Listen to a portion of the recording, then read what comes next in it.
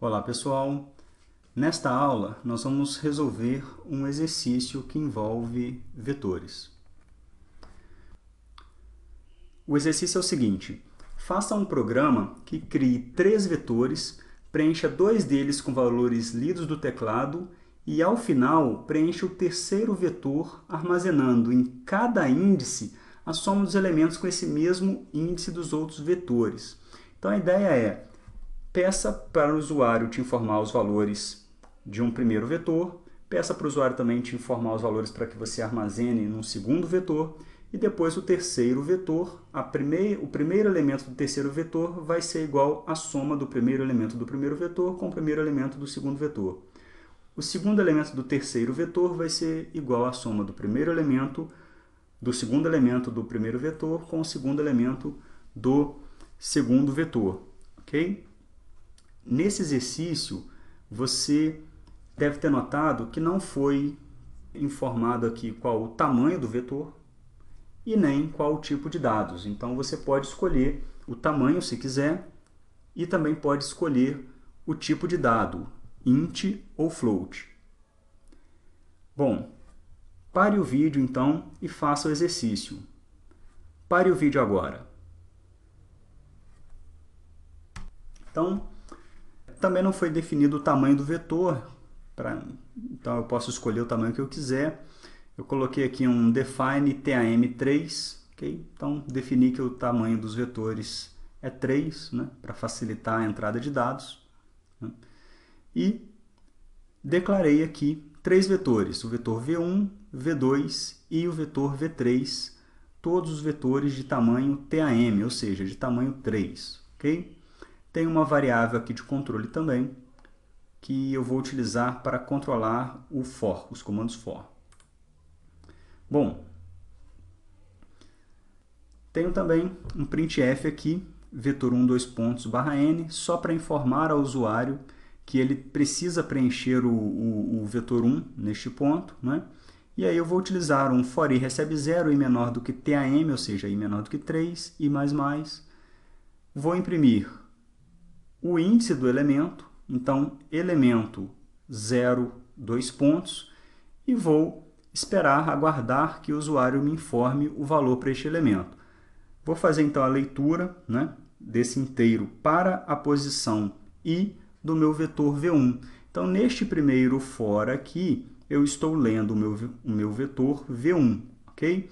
Vou ler v1 índice 0, próximo i, v1 índice 1, próximo i, v1 índice 2, ok? Em seguida, eu vou imprimir vetor 2, dois pontos, para informar para o usuário que agora eu vou solicitar os valores para os elementos do vetor 2. E aí, o for aqui é igualzinho ao anterior, ok? Só muda que o vetor lá estava v1 e agora nós estamos lendo o v2, ok? Depois, eu imprimo elementos do vetor 3, dois pontos, e aí vou utilizar novamente o for i recebe 0, i menor do que tamanho i++, ou seja, eu vou entrar aqui com o i variando de 0 a 2, e vou falar que v3 índice i recebe v1 índice i mais v2 índice i. Okay? Então, v3 índice 0 vai receber v1 índice 0 mais v2 índice 0. Na próxima vez, o v3 índice 1 vai receber v1 índice 1 mais v2 índice 1. E depois, v3 índice 2 recebe v1 índice 2 e mais v2 índice 2. Estou sempre imprimindo aqui também o valor do v3 índice i. Não é? Então, assim que eu calculo o v3 índice 0, eu imprimo ele. Ok?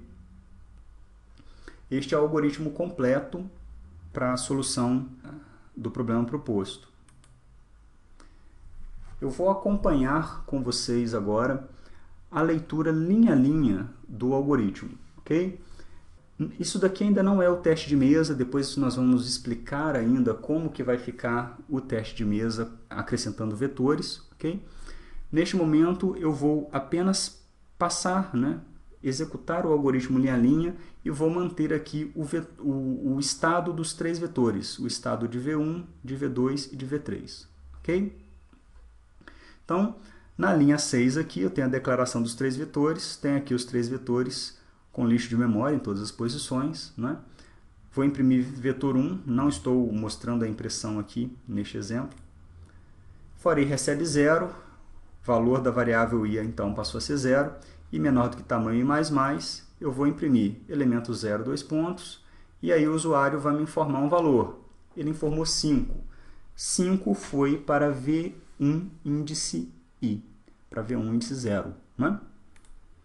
Próximo i, elemento 1, 2 pontos, e aí eu vou fazer a leitura de V1 índice 1, né? Que é o valor de i neste ponto.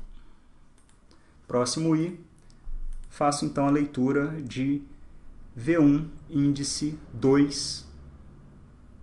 Próximo i é 3, 3 já não é menor do que 3, e aí eu vou para o preenchimento do vetor V2. Não vou seguir linha a linha mais, já fiz isso aqui no vetor V1, então você já sabe como vai funcionar, ok?